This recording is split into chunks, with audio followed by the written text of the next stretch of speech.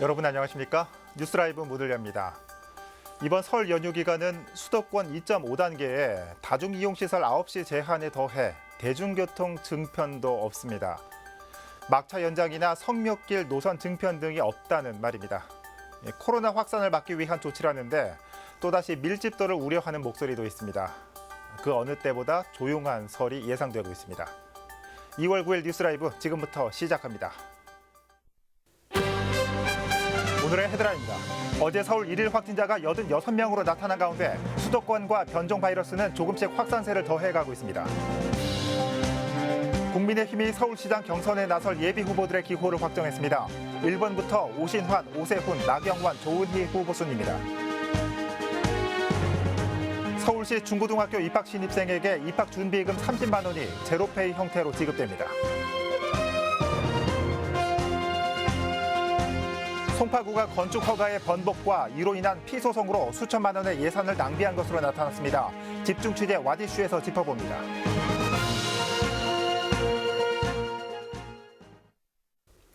확산세가 조금은 줄어드는 모양새지만 다가오는 설 연휴가 방역에 큰 고비입니다.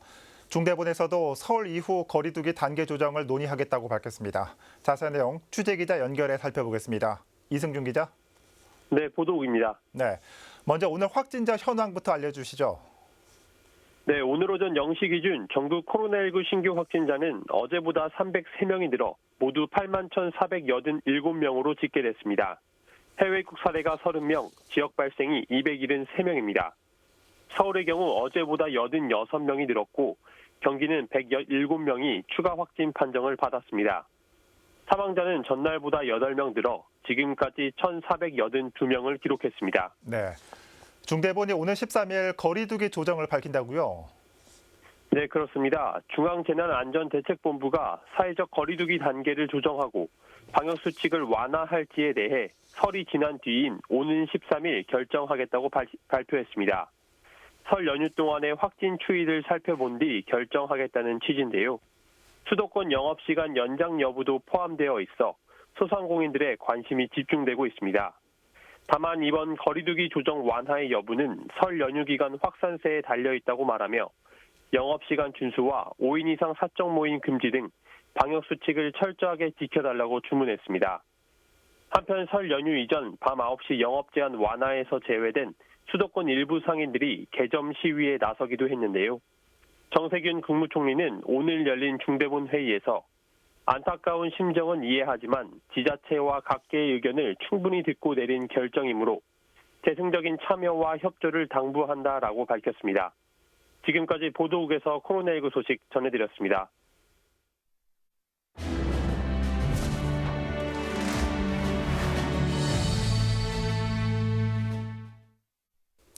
어제 국민의힘 미디어데이 행사가 열렸습니다. 예비 경선을 거쳐 본 경선에 오른 4명의 후보가 언론을 상대로 포부를 밝히는 자리였습니다. 더불어민주당 경선 후보들은 청년들의 표심을 잡기 위한 정책 발표로 맞대결을 펼쳤습니다. 취재 기자와 자세한 얘기 나눠보겠습니다. 자, 조성엽 기자 어서 오시죠. 어제 국민의힘 미디어데이 행사가 열렸습니다. 어떤 의미의 행사였습니까? 네, 국민의힘의 경우 지난 5일 본경선에 진출한 4명의 후보가 확정되지 않았습니까? 네. 미디어데이는 이들 후보의 경선 경쟁력을 어필하는 자리였는데요. 정진성 국민의힘 공천관리위원장은 미디어데이를 통해 각 후보의 매력 포인트를 찾을 수 있을 것이라며 행사를 연 취지를 설명했습니다. 네. 자, 그럼 구체적인 행사 내용 살펴볼까요? 네, 4명의 후보는 우선 공정한 경쟁, 깨끗한 승복에 대한 서명을 하고 어떤 결과가 나오든 경선 결과에 따르겠다고 다짐했습니다. 네. 이날 무엇보다 핵심이었던 것은 경선 후보들의 기호 추첨이었습니다. 1차 추첨을 통해 기호 추첨을 할 순번을 정하고 2차 추첨에서 각 후보가 뽑은 번호로 기호를 정했는데요. 그 결과 오신환 후보가 기호 1번, 오세훈 후보가 기호 2번, 나경원 후보가 기호 3번, 조은희 후보가 기호 4번을 배정받았습니다. 각 후보들은 자신의 기호에 대한 생각을 나타냈는데요. 기호 1번 오신환 후보는 경선과 서울시장 선거에서의 1등, 나아가 정권을 탈환해 다시금 1번을 찾아오라는 의미로 해석했습니다. 기호 2번 오세훈 후보는 숫자 2는 자신에게 행운의 숫자라며 결승점은 첫 번째로 들어가겠다고 다짐했습니다. 기호 3번 나경원 후보는 기호가 여론조사에 영향을 미치긴 어려울 것 같다며 개의치 않는다고 답했습니다. 기호 4번 조은희 후보는 4번을 뽑지 않았으면 했지만 이왕 4번을 뽑은 만큼 사직생의 심정, 즉 죽을 각오를 하고 경선에 임하겠다고 말했습니다. 한편 조은희 후보는 나경원 후보에게 10%에 달하는 여성 가산점을 둘 다 포기하는 것이 어떻겠느냐고 제의했습니다.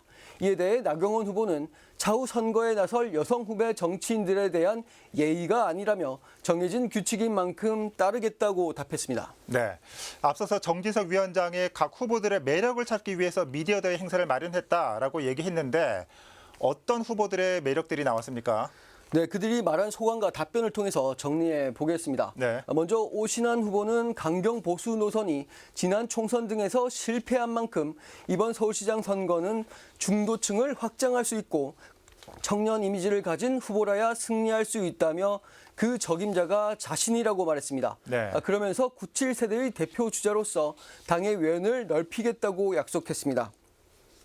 오세훈 후보는 안철수 국민의당 대표의 입당 여부를 놓고 벌인 조건부 출마로 인해 일부 손실을 입었지만 그럼에도 본 경선에 뛰어들 수 있었던 건 자신의 진정성을 시민들이 인정해줬기 때문이라며 경선에서 승리해 야권 단일화를 이뤄내겠다고 다짐했습니다. 나경원 후보는 여성 가산점 없이도 본 경선 후보 선정 시 압도적 1위를 한 것으로 안다며 안철수 국민의당 대표와 단일화 과정을 통해 국민의힘이 민심을 얻어갈 것이라 공언했습니다.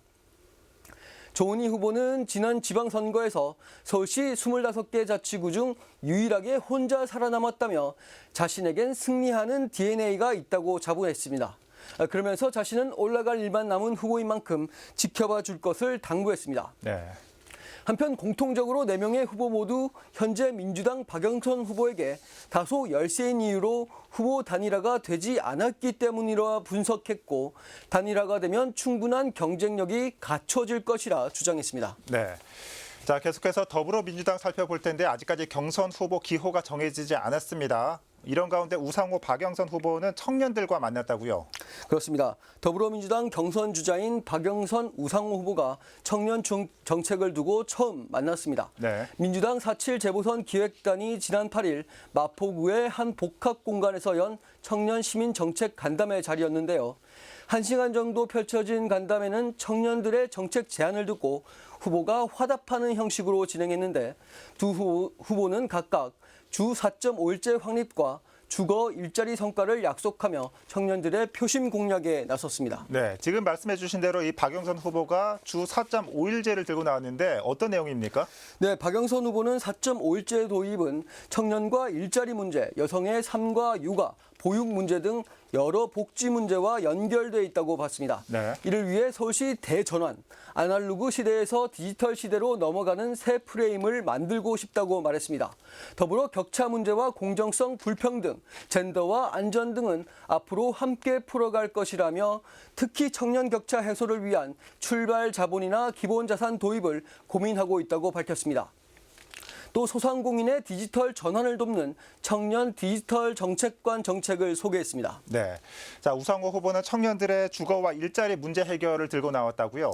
네, 그렇습니다. 우상호 후보의 주요 화두는 청년의 주거와 일자리 문제입니다. 네. 우 후보는 서울시장의 남은 임기가 1년 2개월이라 많은 일은 하지 못하겠지만 가장 절실한 문제인 주거 일자리만큼은 확실히 청년들에게 인정받을 성과를 낼 것이라 밝혔습니다. 네. 또 내일을 꿈꾸는 서울이라는 표제는 서울에 사는 청년에게 드리고 싶은 약속이라며 미래를 향해 도전할 수 있는 세대에게 더 좋고 나은 기회를 제공하는 게 기성세대의 역할이라며 출마 이유를 언급했습니다.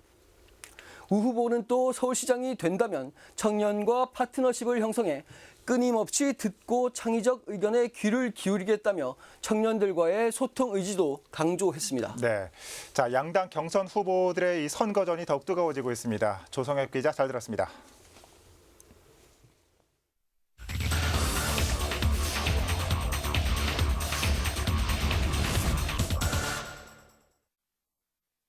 송파구청이 주민의 혈세 수천만 원을 낭비했다는 의혹에 휩싸였습니다.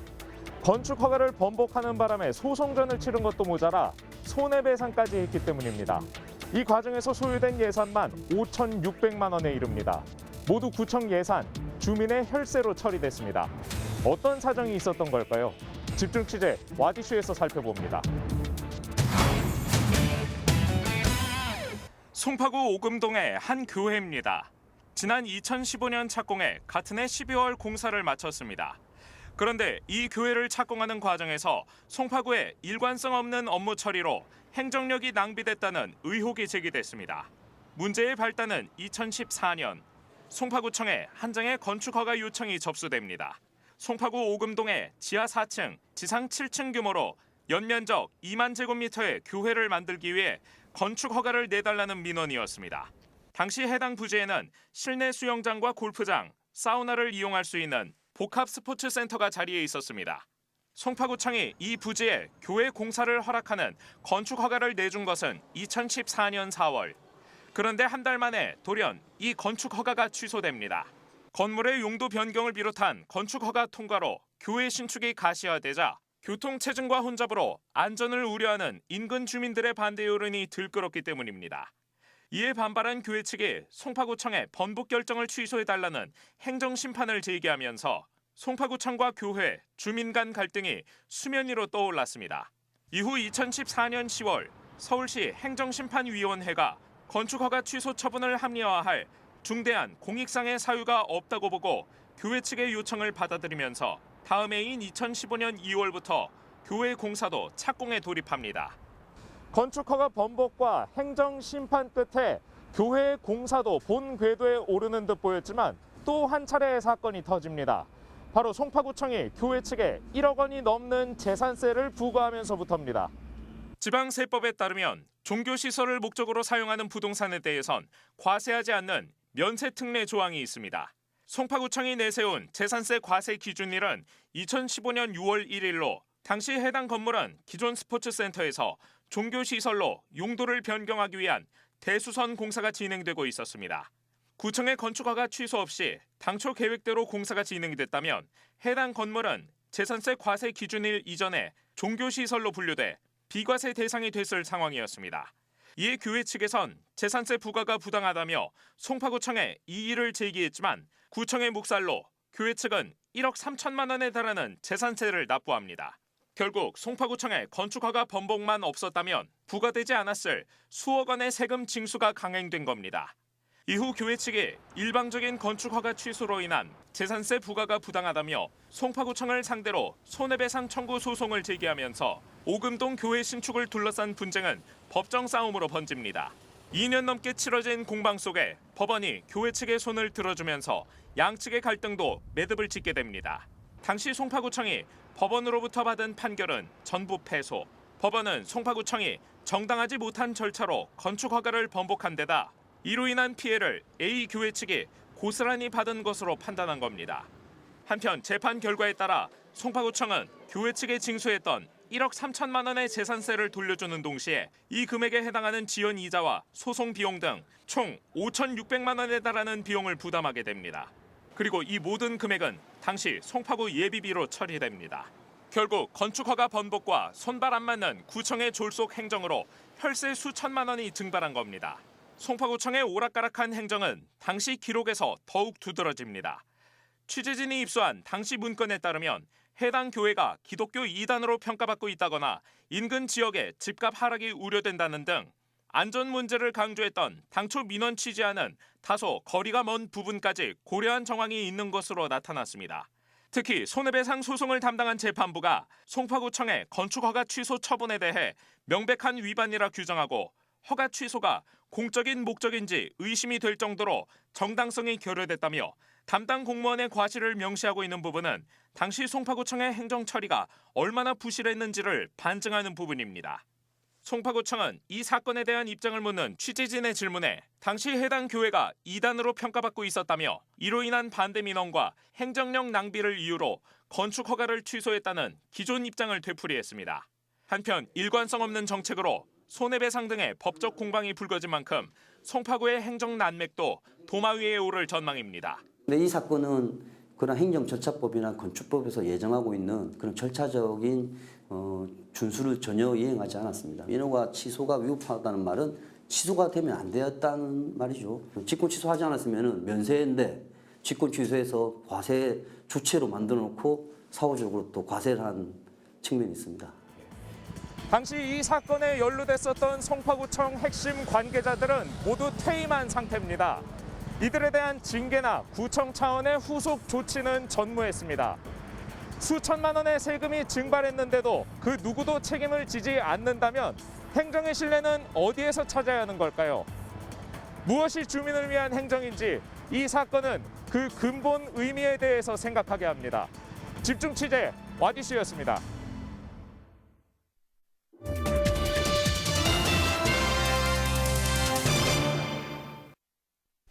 민족 고유의 명절 설이 눈앞이지만 올해는 코로나19로 소외된 이웃들에게는 더욱 외롭게만 느껴지는 순간입니다. 자, 노원구의 한 시장에서는 힘겨운 명절을 맞는 이웃들에게 따뜻한 선물을 나눠주고 있습니다. 이승준 기자의 보도입니다. 코로나 속에서 맞이한 설 명절. 5인 이상 집합 금지로 가족들 얼굴 보기도 힘들어졌습니다. 특히 홀로 사는 어르신들은 이번 명절이 야속할 뿐입니다. 옛날보다 못한 것 같아요. 쓸쓸한 것 같아. 옛날하고도 막 좀 벅적벅적했는데. 이런 아쉬움을 달래기 위해 공릉동 도깨비시장 상인회가 홀몸 어르신들을 위한 떡국 나눔 행사를 마련했습니다. 시장 상인회와 노원구가 손을 잡고 비용을 마련해 저소득 주민 150가구에 떡국 재료를 전달합니다. 매년 이뤄진 이 행사는 직접 따뜻한 떡국을 제공하곤 했지만 올해는 비대면으로 마음을 전합니다. 명절을 맞이해가지고 이제 떡국떡이랑 이제 소고기, 만두 이렇게 들어있고요. 그리고 이제 코로나 시대에 맞춰서 예를 들어 마스크하고 손 세정제라든가. 홀로 나기에 더 힘든 명절, 상인들의 따뜻한 마음에 어르신은 그만 눈물을 보입니다. 아니 또 어르신 또 우는 거 나 처음 보네. 웃어야지. 코로나19로 전통시장 또한 힘들지만 더 힘겨운 이들을 돕자는 마음에 상인 모두가 동참했습니다. 다 어렵지만 그래도 십시일반 도운다는 거. 사실 우리가 작게는 표현을 했지만 쉽게 얘기해서 얻는 게 우리가 상인들이 더 많아요. 우리도 할 수 있다라는 건 나눔을 할 수 있다라는 그것을 자긍심을 느끼게 되는 거죠. 모두가 힘든 지금이지만 나보다 어려운 이들을 돕겠다는 작은 관심이 소외된 이웃에겐 큰 위안이 되고 있습니다.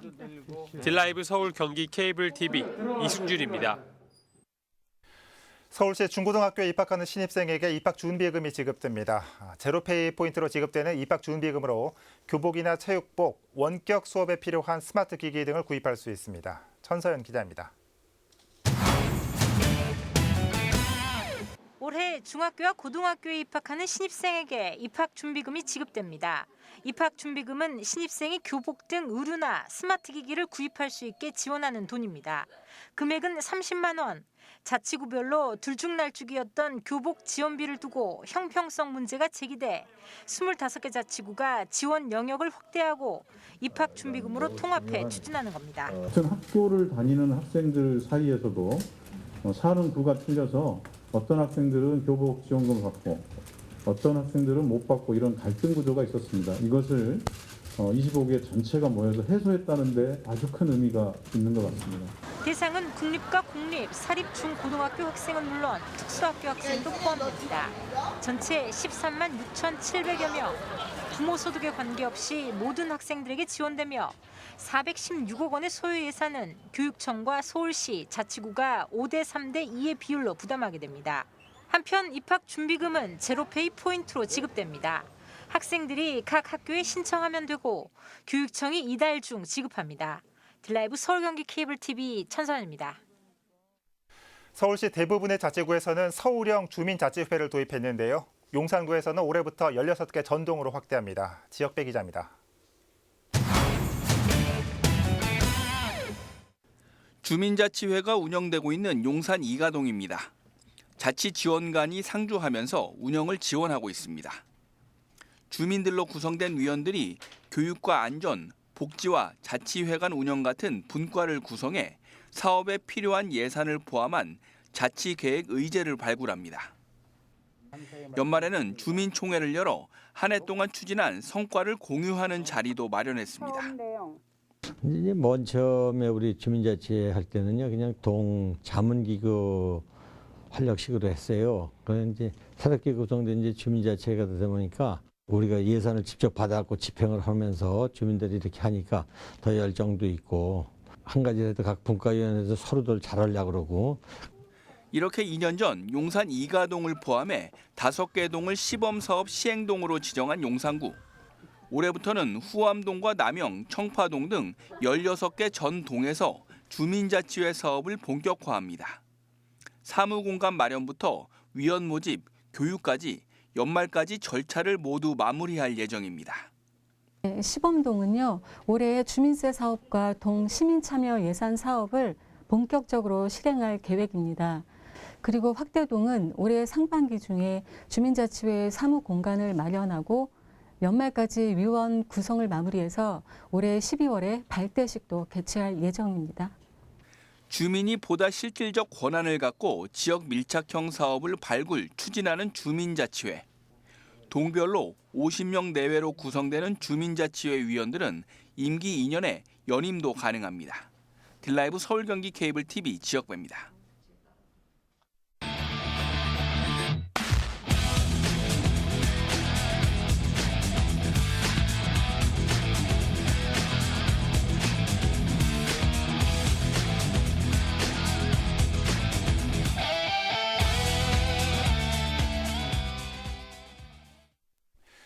신혼부부 1억 원 지원, 주 4.5일제 도입. 청년들의 마음을 잡기 위한 서울시장 여야 후보군들의 공약이 이목을 끌고 있습니다. 물론 좋은 정책이지만 우리 사회가 이를 지탱할 수 있을 만큼 기초 체력이 탄탄한지도 세금을 내는 유권자라면 고려할 문제겠죠. 뉴스라이브 마칩니다. 시청해 주셔서 고맙습니다.